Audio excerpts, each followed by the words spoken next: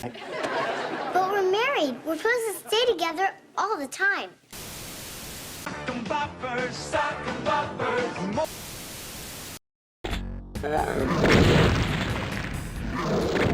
Video games were built on the backs of larger-than-life heroes. We've mowed our way through demons on Mars, banished villains from a dozen different Hyrules, and toppled dangerous ideologies in underwater dystopias.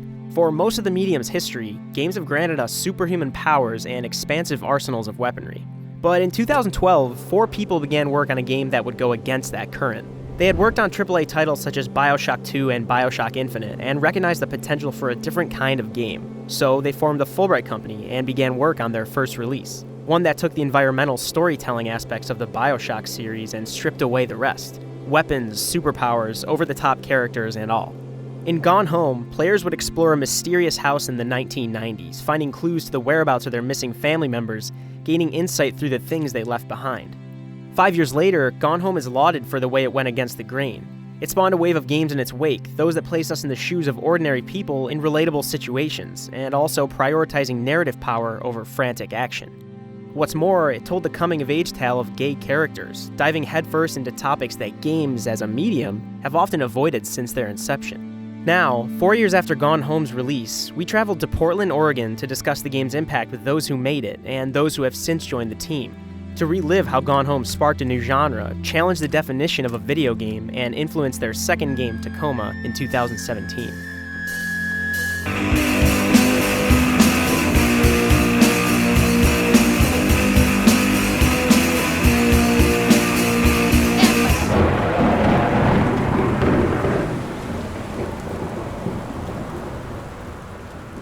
With a game like we make, really what you need is that kind of like word of mouth thing for people to say, I played this game and now you have to play it. The biggest compliment you can get, and I think there were multiple of these for Gone Home, were like reviews that say, if you haven't played the game yet, stop reading this review and just go play it.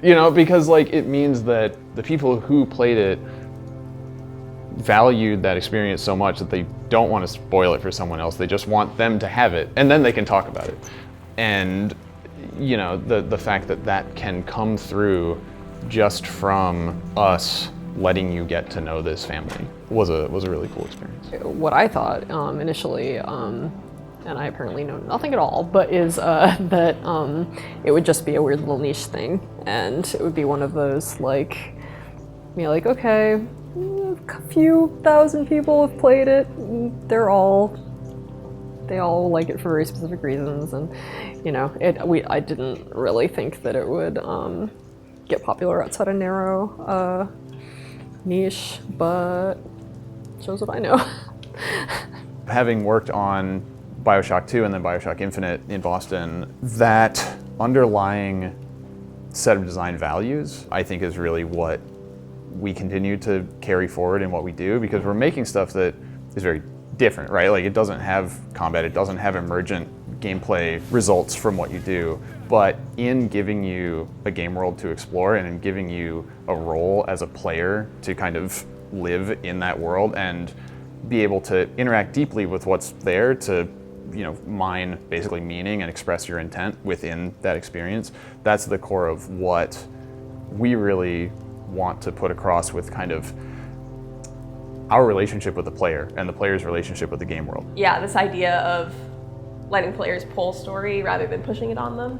So giving them the tools to make connections about the story by playing the game and in their own head. So a lot of the game happens in the player's head, right? I love it as a player because it's, I can't get that anywhere else, right? Like you can't get that feeling of authorship. You can't get that feeling of,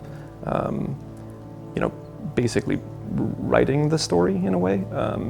It's very performative, which also I feel like a lot of games don't really hit that for everyone. A lot of games make you feel more like a passenger than a driver. And I saw that in Gone Home, because I'm like, yes, I'm the sister coming home from a trip. Of course I would want to check the message machine. Of course I would find a note on the wall and that says don't look around, and I want to look around because that's what that character would do. One of the closest things to it is something like an escape room, in the physical world that's sort of a popular thing that's being made now, or something like certain immersive theater productions like Sleep No More that is a big influence on Tacoma, where it's like you're actually there and you are driving your engagement with what you find, and having a satisfying experience from actually investing yourself in those things. I think there's something that is just sort of that people fundamentally connect with in that situation. Gone Home wasn't the first game to strip away skill-based gameplay in favor of an exploratory approach. In 2012, developer The Chinese Room released Dear Esther, a game that led you through the remains of a deserted island while you hear letters read aloud from one man to his romantic partner. But whether through Fullbright's ex-Bioshock pedigree or their minimalistic approach to a relatable plot, Gone Home was the seminal release that sparked similar games in the years since. Releases such as Firewatch, Virginia, Kentucky Route Zero, Everybody's Gone to the Rapture, and What Remains of Edith Finch. Even AAA developer Naughty Dog made a similar section in Uncharted 4, when young Nathan Drake explores a large, empty house, using environmental clues to piece the story together himself. It's a brief respite from the rest of an otherwise action-heavy game. It's interesting putting out Tacoma now after Gone Home has been out for more than 3 years, because we're really lucky to be able to say that I think that we can see how Gone Home has been relevant to stuff that's come out since then. Some of that is with people that we're friends with and that we know, like the folks at Campo Santo who have made Firewatch. It kind of feels like Gone Home is part of this movement or this subgenre, this kind of like part of the design landscape that's being explored right now, which is really cool. But I kind of started making games in like 2013, and at that time, games like Gone Home had come out recently, and Kentucky Route Zero, Cart Life, and Dysphoria are like the 4 that I always remember playing that year when I first started getting into games. And these were games that my new friends were showing me that were also making games. They were like, this is like what's out right now that's really cool, that we think is like exciting and doing new stuff. So I played Gone Home at that point, had no idea who Steve or Carla were, just played it, and was like, wow, this is amazing. It totally had sort of the kind of storytelling that I was excited about as someone new to games. So stories about ordinary life. And that was kind of what I'd been doing as a writer before in poetry, which is what I was more doing at the time. But just the other day, I played this free game that was on itch.io, that someone had done a demake of Gone Home by making an interpretation of it as if you were going through the Greenbrier family's DOS computer. So all the documents in the game were text files that you were going through. And just seeing people have that kind of connection to the game to the point that they want to make their own version of it, or do a let's play kind of commentary where they're talking about their interpretation of the events of the game. It means a lot when you make something and then it kind of remains relevant and people are considering it along with other things that they're doing years later. Like the punk rock that permeates Gone Home's hallways, Fullbright was not without its critics. In fact, upon Gone Home's release in 2013, detractors were quick to ask if it could actually be called a game. There were no challenges, no combat scenarios, no overt puzzles, and no way to fail. You could wander the house on Arbor Hill for as long as you wanted and never encounter any real challenge. The term walking simulator began as a derogatory phrase for Gone Home and the games it inspired, and many felt as if they flew in the face of what they had come to know as the definition of a game. However, much like the term punk rock, walking simulator was later embraced by the creators and fans of the genre. It's become an ironic badge of honor for studios that place narrative immersion and emotional moments over bombast and spectacle.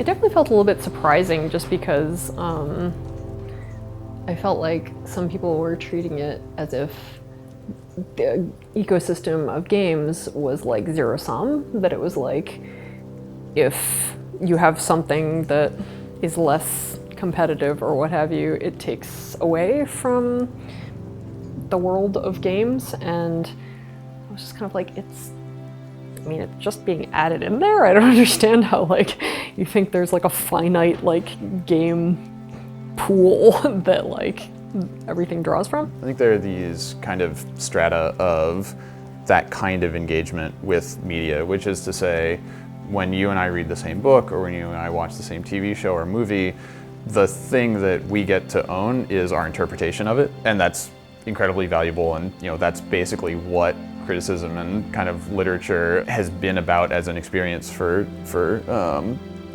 centuries. I think games are an interesting medium because they're still so young, and we're still finding so many different ways of making games, and we're finding so many new ways to help players engage with the system. So, obviously one way is to have a fail state and to challenge the players, motor skills, for example. That's one thing you can do.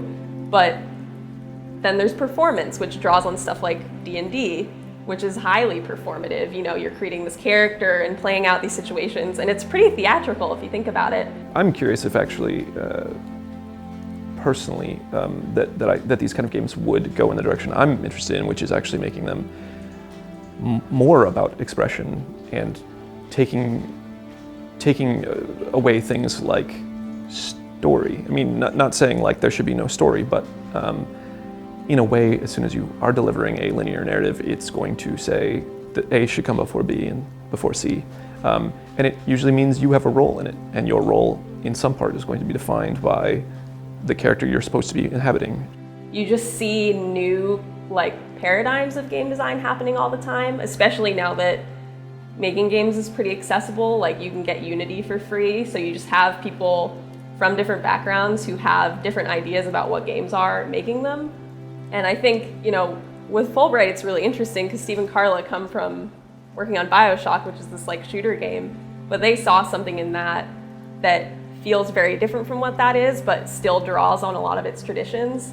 And that's just something that happens in art in general. I think it's just exciting to see, game designers being influenced by different genres and finding new mechanics by doing that, and new ways of designing games and thinking about what a game is. Everything is just evolving really fast, and people just have to catch up. Gone Home was, and still is, lauded for its approach to storytelling, but it's also notable for the very story it tells. It asks players to potentially step out of their own shoes, to see high school, sibling rivalries, family life, and growing up through the eyes of someone who could either be different from them or painfully similar.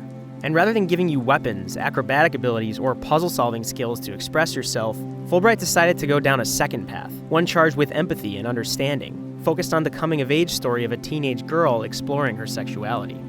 Sometimes you just have to lie to Mom and Dad. Like when Lonnie asked me to see a band with her and stay over at her friend's place in the city after. That's a lie to Mom and Dad's situation. But it was so worth it. The girls on stage were just so loud and real and awesome. And everybody was moving together like one huge tide of sound. Between two songs, Lonnie leaned over and said, "How do you like your first show?" I was so happy. I felt tears starting in my eyes. And then she up and hugged me. I think she could tell. Let's say that there's parents and a kid. If the teenager fell in love with someone they're not supposed to, that's a classic, Romeo and Juliet. That can be kind of irreconcilable differences and lead to real, kind of human drama. But if we're setting it in the 90s, it's not really about Montagues and Capulets. If it was a queer story, then that's something that especially, 25 years ago, could have caused real conflict within a family unit. But at that point is when we kind of realized, well, now this is what the game is about. And we now need to do the real work of research and interviews and trying to understand enough about the perspective that we can present it authentically. As a player, I really like that sense of the game asking me to sort of step out of my own shoes for a moment and think from the character's perspective and do what I think they would do. So that kind of performative aspect of these kind of games is really interesting to me, and is what I think really drew me into Gone Home, the most, other than the ordinary life stuff, was just a game that gave me the tools to role play in this way and to perform. The basic, I think, important thing to us was that there were people who said, they felt like they knew these characters like real people, people that they knew in their own lives, or just people saying Sam is the sister that I always wish I had, or something like that. People that are basically able to engage with this kind of lens into these characters' lives and picture them as kind of these fully realized humans. Because at that point, it means that we were able to kind of transport people into the world of the Greenbriers family and that, all the things that were important to them, and seeing them as a group of people that mattered to them as they played. Because, I would much rather say, oh, this game let me get to know this character like a person and kind of like build some empathy towards these people, even though they're imagined. They kind of represent experiences that people that you might know or that you might meet might have had or could have. And I think that anything that can give you that expanded perspective of just like what other people's life experience is like is a really valuable thing. For us, I think it was walking a line of saying, on the one hand, we don't want to say we aren't going to explore this territory because it's not what games are usually about, or because it's not what's most obvious or familiar to us, but also taking it seriously and saying, if we're gonna do it, we have to do it right and work with people that can help us do a better job, and try to put something out there that is worth engaging with, for anybody that might encounter it. From a creative standpoint, Gone Home is in Fullbright's rearview mirror. They've since turned their attention to Tacoma, a game set on a space station in the near future, and their second release as an independent studio. And from Fullbright's point of view, Tacoma has brought its own set of challenges. The studio had proved that games could flourish without combat or cinematics in Gone Home. They had gone against the grain and sparked a new wave of stories in the medium. Now it's the proverbial tale of the sophomore effort. How do you move forward? How do you carry the weight of your breakout title?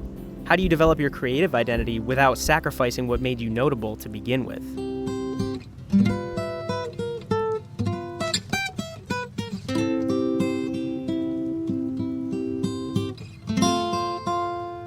Your first thing out, the reason it can be kind of like a breakthrough hit is because nobody expects anything, right? And then when you have an identity and you're making something new, you're very lucky to be able to say, well, there's going to be a lot of people who are excited about it just because you made it. But the other thing is you go in with those expectations and you really do have to kind of pay them off. You don't have the luxury of being able to say like, well, if this game isn't so great, nobody's going to notice. Design-wise, we definitely tried to build off of what we learned in making Gone Home and improve where we could, and add sort of another layer, because it's one of those things where you don't want to throw away all the lessons that you've come by, and so you're like, well, I know all about making this thing, so maybe we should make something kind of like it, but you don't want to repeat yourself fully, and so you want to have enough new stuff to keep it interesting, but you still want to have a solid foundation. And that is always an interesting challenge, because where's that line? Where's the point at which it becomes interesting again? Which is the point at which it becomes a retread? We want players to pull, the story, to find it, and we want to give them the tools to do that in as flexible a way as possible. And I think that sort of mentality led to that ability to scrub it, because it's just like, the player wants to express themselves in the system and find the story at their own pace, so we want to enable that. And I think that giving the player the ability to scrub through the scene at their own pace really helps with that. Because some people might want to just watch it over and over, but that's not going to work for everyone. But now we're saying we can have these kinds of echoes of characters in the space with you, but not just you stand there and look at them and you're like, okay, cool, now I'm watching an audio diary, but making it part of what you do interactively and making it part of your role as the player to interact with these recordings or these scenes that you're kind of inside of, to see them from all angles and kind of build a bigger understanding of what was going on than any one person could if they were actually in the room when it was happening. And so hopefully what that means for someone looking at this from the player experience perspective is that it's an expansion or a further exploration of kind of what that kind of environmental storytelling, first-person narrative kind of game is. It's looking at what you can do in that experiential space from another angle or with another kind of layer of what the player's role is built onto it. I feel like when you're working on any game, there's a certain amount of pressure period, and you kind of just have to ignore it because otherwise you're trying to please everyone in a lot of ways, and that's just kind of not possible, so you just end up being stretched like in every direction. And so, like, I don't know, we kind of just have to do what we think is a good idea and what makes sense to us, because there's no way to really internalize the desires of everyone who plays games. I think what's important is that it's resulted in us being able to make something that we actually believe in, and that we feel like, okay, this is not like something that we've ever played before, and this is worth making, because there's no other way that you're going to get this experience except for playing the thing that we're working so hard on putting on screen.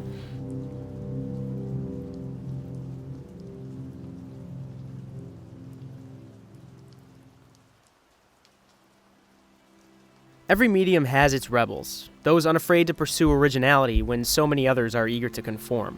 With Gone Home, Fullbright did just that.